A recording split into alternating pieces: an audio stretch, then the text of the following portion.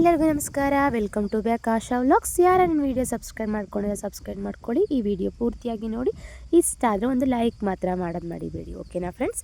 ನೋಡಿ, ಇವತ್ತು ನಾನು ನಿಮಗೆ ಮಸಾಲೆ ರೊಟ್ಟಿ ಮತ್ತು ಶೇಂಗಾ ಚಟ್ನಿ ಮಾಡೋದು, ಕಡಲೆ ಬೀಜ ಅಂತಾರಲ್ಲ ಅದನ್ನು ಶೇಂಗಾ ಅಂತಾರೆ, ಶೇಂಗಾ ಚಟ್ನಿ ಮಾಡೋದು ಹೆಂಗೆ ತಿಳಿಸ್ತೀನಿ. ಮತ್ತು ಮಾಮೂಲಿ ಒಂದು ಜಾರ್ ತೊಗೊಳ್ಳಿ, ಜಾರಿಗೆ ಶೇಂಗಾ ಹುರ್ಕೊಳ್ಳಿ. ಶೇಂಗಾ ಹುರ್ಕೊಂಡು ನೀವು ಕಾಯಿ ತುರಿ ಹಾಕೋಬೇಕು. ಶೇಂಗಾ ಚಟ್ನಿ ಬರೀ ಶೇಂಗಾ ಹಾಕಿದ್ರೆ ಚೆನ್ನಾಗಿರಲ್ಲ, ಸ್ವಲ್ಪ ಕಾಯಿ ತುರಿನ ಯೂಸ್ ಮಾಡಿ ಚೆನ್ನಾಗಿರುತ್ತೆ. ಕಾಯಿ ತುರಿ, ಬೆಳ್ಳುಳ್ಳಿ, ಜೀರಿಗೆ, ಮೆಣಸಿಕಾಯಿ, ಕೊತ್ತಂಬರಿ ಸೊಪ್ಪು, ಸ್ವಲ್ಪ ಹುಣಸೆಹಣ್ಣು ಹಾಕ್ಕೊಂಡು ಚೆನ್ನಾಗಿ ನುಣ್ಣಕ್ಕೆ ನೀರು ಹಾಕೊಂಡು ಪೇಸ್ಟ್ ಮಾಡ್ಕೊಳ್ಳಿ. ಸ್ವಲ್ಪ ತರಿ ಅದು ಪೇಸ್ಟ್ ಮಾಡಿಕೊಂಡು ಟೇಸ್ಟ್ ಬಾಯಿಗೆ ಹಂಗೆ ಸಿಗ್ತಾ ಇರ್ತಾರೆ, ಚೆನ್ನಾಗಿರುತ್ತೆ. ನೋಡಿ, ಅದು ಶೇಂಗಾ ಚಟ್ನಿ ರೆಡಿ ಆಗಿದೆ ಸೈಡಿಗೆ. ಇದು ಮಸಾಲೆ ರೊಟ್ಟಿ. ಮಸಾಲೆಗೆ ನಾನು ಅಕ್ಕಿ ಹಿಟ್ಟು, ರವೆ, ಸ್ವಲ್ಪ ಚಪಾತಿ ಹಿಟ್ಟು, ಸ್ವಲ್ಪ ರಾಗಿ ಹಿಟ್ಟು, ನಿಮ್ಗೆ ಯಾವ್ದು ಬೇಕು ಅದನ್ನೆಲ್ಲ ಸ್ವಲ್ಪ ನೋಡ್ಕೊಂಡು ಎಲ್ಲ ಕ್ವಾಂಟಿಟಿ ನಿಮ್ಗೆ ಎಷ್ಟು ಬೇಕು, ಎಷ್ಟು ಜನ ಇದ್ದೀರಾ ಅಷ್ಟು ನೋಡ್ಕೊಂಡು ಹಾಕ್ಕೊಳ್ಳಿ.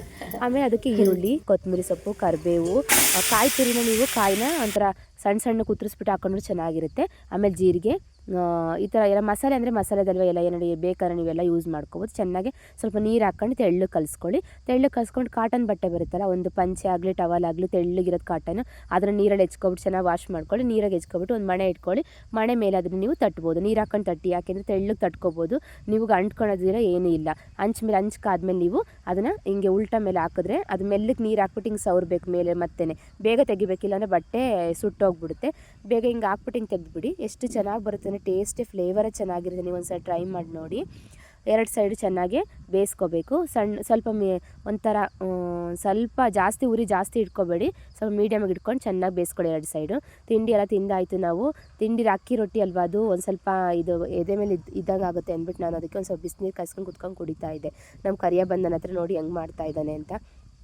ಅವನು ತಿಂಡಿ ಎಲ್ಲ ತಿಂದ, ನಾವೆಲ್ಲರೂ ತಿಂಡಿ ತಿಂದ್ವಿ, ಮಕ್ಳುಗಳು, ನಾವು, ಅಮ್ಮ ಎಲ್ಲ ತಿಂಡಿ ತಿಂದ್ಬಿಟ್ಟು ಎಲ್ಲರೂ ಕುತ್ಕೊಂಡಿದ್ರು, ಎಲ್ಲ ಮಾತಾಡ್ಕೊಂಡು ಕೂತಿದ್ರು. ನಾವು ತಿಂಡಿ ಎಲ್ಲ ತಿಂದು ಆಯಿತು. ನಾನು ಒಂದು ಸ್ವಲ್ಪ ಬಿಸಿನೀರು ಕುಡಿತಾ ಇದ್ದೆ. ನೋಡಿ, ಬಿಸಿನೆಲ್ಲ ಕುಡ್ದಾಯಿತು. ನಾವು ಕೋಳಿ ಇದು ಕೂಗ್ತಾ ಇದ್ವು, ಏನಂತ ನೋಡ್ತಾ ಇದ್ರೆ ಕೋಳಿ ಮೊಟ್ಟೆ ಇಕ್ಕಕ್ಕೆ ಬಂದಿದ್ವಾ, ಅದಕ್ಕೆ ಒಂದೇ ಕುಕ್ಕಿಯಲ್ಲಿ ಎರಡೂ ಹೋಗ್ಬಿಟ್ಟು ಕುತ್ಕೊಂಡ್ಬಿಟ್ಟಿದ್ದೆ. ನೋಡಿ, ಯಾಟೆಗಳು ಅಲ್ಲೊಂದಿದೆ ಸೈಡಲ್ಲಿ ಕಾಣ್ತಾ ಇಲ್ಲ ನಿಮಗೆ, ಎರಡು ಯಾಟೆಗಳು ಬಂದು ಒಂದು ಕುಕ್ಕೊಳಗೆ ಕುತ್ಕೊಬಿಟ್ಟಿದ್ದಾವೆ. ಎರಡು ಕಟ್ಟಿದ್ದೀವಿ ಆದರೂ ಒಂದರೊಳಗೆ ಕುತ್ಕೊಂಡ್ಬಿಟ್ಟು ಮೊಟ್ಟೆ ಇಕ್ಕಿದೆ. ನೋಡಿ, ಎರಡು ಮೊಟ್ಟೆ ಹೆಂಗೆ ಇಕ್ಕಿದ್ದಾವೆ ಅಂತ. ನಾಟಿ ಮೊಟ್ಟೆ ಕುಡಿಯೋದ್ರಿಂದ ಎಷ್ಟು ಒಳ್ಳೇದು ಗೊತ್ತಾ, ನಮಗೆ ಬೋನ್ಸ್ ಗಟ್ಟಿ ಆಗುತ್ತೆ, ನಮಗೆ ಹೆಲ್ತಿಗೂ ಎಷ್ಟು ಒಳ್ಳೆಯದು. ಇದನ್ನು ಮಾರ್ನಿಂಗು ಖಾಲಿ ಹೊಟ್ಟೆಲೆ ಕುಡಿದ್ಬಿಟ್ಟು ಒಂದು ಲೋಟ ಹಾಲು ಕುಡಿಯೋದ್ರಿಂದ ಎಷ್ಟು ಆರೋಗ್ಯಕ್ಕೂ ಒಳ್ಳೆಯದು, ಮತ್ತು ಚೆನ್ನಾಗಿರುತ್ತೆ, ಬೋನ್ಸ್ ಗಟ್ಟಿ ಆಗುತ್ತೆ, ಮತ್ತು ಮಸಲ್ಸ್ ಎಲ್ಲ ಚೆನ್ನಾಗಿರುತ್ತೆ. ಈ ಥರ ನೀವು ಒಂದೊಂದು ನಾಟಿ ಮೊಟ್ಟೆ ಕುಡಿದು ಯಾರು ವೀಕ್ ಇರ್ತಾರೆ, ತುಂಬ ವೀಕ್ ಇರ್ತಾರಲ್ಲ, ಅವರೆಲ್ಲ ಒಂದು ಮೊಟ್ಟೆ ಮತ್ತು ಒಂದು ಲೋಟ ಹಾಲು ಕುಡಿಯೋದ್ರಿಂದ ವೀಕ್ನೆಸ್ ಎಲ್ಲ ಕಮ್ಮಿ ಆಗುತ್ತೆ. ನೋಡಿ, ಮೊಟ್ಟೆಲ್ಲ ಇಕ್ಕಿ ಥರ ತೊಗೊಬಂದ್ಬಿಟ್ಟು ನಾನು ಒಳಗಡೆ ಇಟ್ಟಿದ್ದೀನಿ ಬಾಕ್ಸ್ ಒಳಗೆ. ಒಂದೊಂದ್ಸಲಿ ಅಮ್ಮ ಇದನ್ನು ನಾವು ಮೊಟ್ಟೆ ಬೇಯಿಸ್ಕೊಂಡು ತಿಂತೀವಿ, ಇಲ್ಲ ಅಂದರೆ ನಾವು ಕಾವಿಗೆ ಮತ್ತೆ ಕೂರಿಸ್ತೀವಿ, ಕೋಳಿಗೆ ಮತ್ತೆ ಮರಿ ಮಾಡಬೇಕಲ್ವಾ, ಎಲ್ಲದನ್ನು ಬಾಕ್ಸ್ ಹಾಕಿ ಇಟ್ಟಿರ್ತೀನಿ. ನೋಡಿ, ಅಮ್ಮ ಏನು ಮಾಡ್ತಾರೆ, ನಾವೆಲ್ಲ ಆಯಿತು ಬಿಸಿಲಾಗಿತ್ತಲ್ಲ, ಸ್ವಲ್ಪ ನೊಣ ಎಲ್ಲ ಜಾಸ್ತಿ ಮುತ್ಕೊತಾ ಇದ್ವು ಹಸುವಿಗೆ, ಅದಕ್ಕೆ ಕಡ್ತ ಆಗಿರುತ್ತೆ ಅಂತ ಅಮ್ಮ ಒಂದು ಬಟ್ಟೆ ತಗೊಂಡು ಎಲ್ಲ ಇದು ಮಾಡ್ತಾಯಿದ್ರು, ಉಜ್ತಾಯಿದ್ರು. ಅದಕ್ಕೂ ಸ್ವಲ್ಪ ಕಡ್ತ ಕಮ್ಮಿ ಆಗುತ್ತೆ ಅಂತ. ಪಾಪ ಅವು ಕೈ ಇಲ್ವಲ್ಲ, ನಾವಾದರೆ ಕೈ ಇದೆ ಕೆರ್ಕೊತೀವಿ, ಅವಕ್ಕೆ ಪಾಪ ಅದಕ್ಕೇ ಅಮ್ಮ ಉಜ್ತಾಯಿದ್ರು ಬಟ್ಟೆ ತೊಗೊಂಡು. ನೋಡಿ, ಇದು ಸ್ವಲ್ಪ ಕೊಡಕೆಯಲ್ಲಿ ಎಲ್ಲದ ಕಡೆ ಸ್ವಲ್ಪ ಇದಾಗ್ಬಿಟ್ಟಿತ್ತು, ಗುಂಡಿ ಥರ ಆಗ್ಬಿಟ್ಟಿತ್ತು. ದಿನ ತೊಳಿತೀವಲ್ಲ ನಾವು, ದನಗಳು ದಿನ ಕಟ್ಟಾಕ್ತೀವಿ, ದಿನ ವಾಶ್ ಮಾಡ್ತೀವಿ, ನೀರು ಹಾಕಿ ಎಲ್ಲ ಕಡೆನೂ ಮಣ್ಣೆಲ್ಲ ಬಿಚ್ಕೊಂಡು ತೂತು ಥರ ಆಗಿತ್ತು, ಎಲ್ಲ ಮಣ್ಣೆಲ್ಲ ಇತ್ತು ಹೊರಗಡೆಯಿಂದ. ಮತ್ತು ಸಗಣಿ ಎಲ್ಲ ಸೇರ್ಕೊಳ್ಳೋದು ಚೆನ್ನಾಗಿರೋದಿಲ್ಲ ಅಂದ್ಬಿಟ್ಟು ಅದಕ್ಕೆ ಸಿಮೆಂಟ್ ಮಿಕ್ಸ್ ಮಾಡ್ಕೊಂಡು ಸ್ವಲ್ಪ ಗುಂಡಿ ಎಲ್ಲಿದೆ ಅಲ್ಲೆಲ್ಲ ನಾವು ಸಿಮೆಂಟ್ ಹಾಕೊತಾ ಇದ್ವಿ. ಅಮ್ಮ ಒಂದು ಹೊಸ ಮ್ಯಾಟ್ ತಗೊಬಂದಿದ್ರು, ಅದೇ 2,500 ರೂಪಾಯಿ. ಸ್ವಲ್ಪ ಒಂದು ಮ್ಯಾಟ್ ಕಮ್ಮಿ ಆಗಿತ್ತು ಆ ಕಡೆ ಸೈಡು, ಅದಕ್ಕೆ ನಾವು ಹೊಸದೊಂದು ಮ್ಯಾಟ್ ತಂದಿದ್ರಲ್ಲ, ಅದನ್ನು ತಂದುಬಿಟ್ಟು ನಾವು ಹಾಕ್ತಾಯಿದ್ವಿ. ನೋಡಿ ಹೆಂಗೆ ಓಡೋಗ್ತಾ ಇದೆ, ಚೆನ್ನಾಗಿದೆ ಮ್ಯಾಟ್. ಇದಕ್ಕೇ 2,500 ರೂಪಾಯಿ ಅಂತೆ.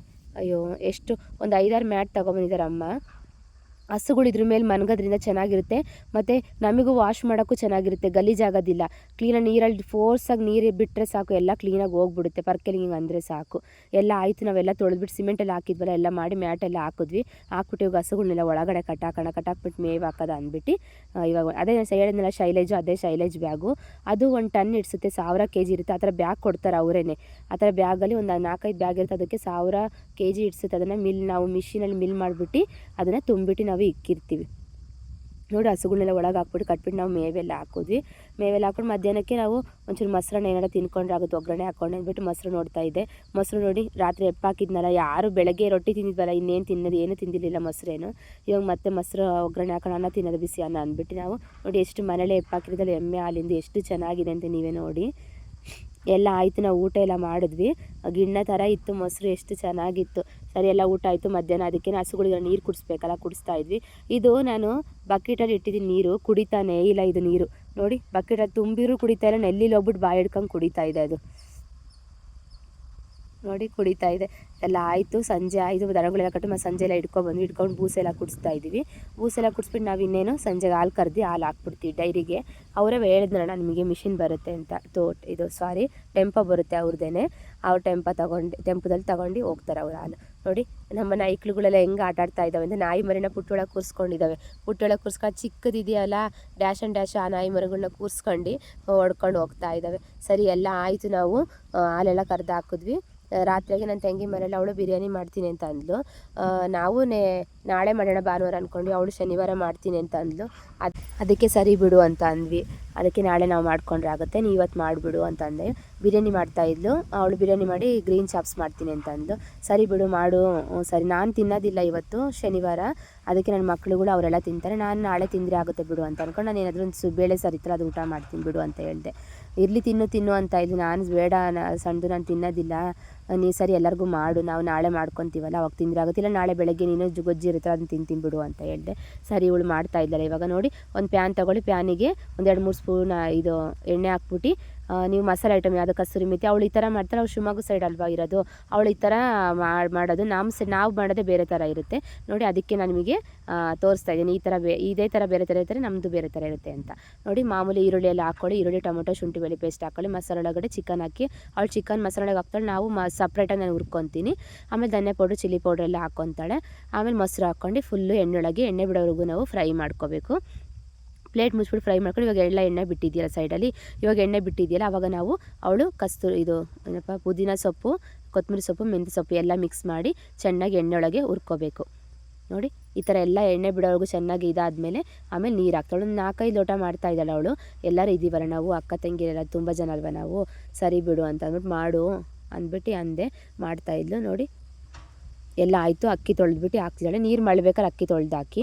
ಜಾಸ್ತಿ ನೀವು ಸೌಟ್ ಆಡಿಸ್ಬಾರ್ದು, ಯಾಕೆಂದರೆ ಅನ್ನ ಎಲ್ಲ ಉದ್ರಾಗಿ ಬರೋದಿಲ್ಲ, ಒಂಥರ ಮುರಿದೋಗೋ ಥರ ಆಗುತ್ತೆ ಅಕ್ಕಿ ಎಲ್ಲ. ಅದಕ್ಕೆ ನಾವು ಒಂದು 2 ಸಲ ಹಿಂಗೆ ಬಾಡಿಸಿ, ಜಾಸ್ತಿ ನಾವು ಉರಿ ಜಾಸ್ತಿ ಇಡಬಾರ್ದು, ಅದು ಉರಿ ಜಾಸ್ತಿ ಇಟ್ಟರೆ ಒತ್ತದಂಗೆ ಆಗ್ಬಿಡುತ್ತೆ. ಸ್ವಲ್ಪ ಸಿಮ್ಮಲ್ಲಿ ಇಟ್ಬಿಟ್ಟು ನಾವು ಮಾಡ್ಕೋಬೇಕು. ನೋಡಿ ಎಷ್ಟು ಚೆನ್ನಾಗಿದೆ ಅನ್ನ ಬಿರಿಯಾನಿ ರೆಡಿ ಆಯಿತು. ಗ್ರೀನ್ ಚಾಪ್ಸ್ ಮಾಡಿದ್ಲು ನೋಡಿ, ಗ್ರೀನ್ ಚಾಪ್ಸ್. ನೆಕ್ಸ್ಟ್ ವೀಡಿಯೋದಲ್ಲಿ ನಾನು ನಿಮಗೆ ಗ್ರೀನ್ ಚಾಪ್ಸ್ ತೋರಿಸ್ತೀನಿ. ಇವತ್ತಿನ ವೀಡಿಯೋ ಇಷ್ಟ ಆದರೆ ಲೈಕ್ ಮಾಡಿ, ಶೇರ್ ಮಾಡಿ, ಕಮೆಂಟ್ಸ್ ಮಾಡಿ.